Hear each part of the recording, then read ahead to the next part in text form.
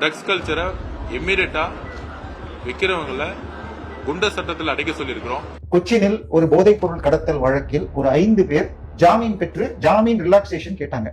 அந்த 5ல முதல் அக்யூஸ்ட் பேரு ஜான் பிரிட்டோ, வயது 57. நான் 2024 ஜட்மெண்ட் காப்பில இருந்து உங்களுக்கு தரேன். அதுக்கப்புறம் 2 வயசு ஏறி இருக்கலாம். இப்ப சரியா? நம்பர் 2 அக்யூஸ்ட் அவருடைய அசிஸ்டன்ட் யாரோ ஒரு கிறிஸ்துவ பேர்ல இருக்கு. Number 3 accused Lima rose Martin, MLA. ஆமா. 4வதாக இருப்பது டெய்சி ஆதவ் அர்ஜுனா. சோ இது 5 பேர். இது அதுல ஒருவருக்கு போய் நான் வெளிநாட்டுக்கு போறதுக்கு எனக்கு இது ஈடிட்ட பர்மிஷன் வாங்குறது எக்ஸம்ஷன் கொடுங்கன்னு கேட்டாங்க.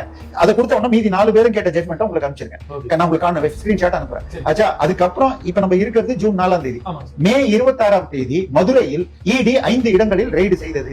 அதில் 88 கோடி ரூபாய்க்கு கொக்கைனும் 150 கோடி மதிப்புள்ள மெத்தபட்டமினும் வேறு சில போதைப் பொருட்களும் கிடைத்தன. அதில் 3 பேர் கைதானார்கள். அந்த 3 பேரும் இந்த சரக்குகளை ஆபரேட் செய்யும் கிங் பின் திரு ஜான் பிரிட்டோ, லீமா ரோஸ் மார்டினுடைய சகோதரர், மூத்த சகோதரர் அப்படின்னு சொல்லியிருக்காங்க. இப்ப டெய்சி மார்டினுக்கும் அந்த பணம் போயிருக்கிறது என்று சொன்னால், வாய்ஸ் ஆஃப் காமன் மிக முக்கியமான ஆதவ் அர்ஜுனாவுடைய இயக்கம், அந்த நிறுவனத்தின் காரில் தான் திரு விஜய் அவர்கள் பதவியேற்பதற்கு சென்றார்.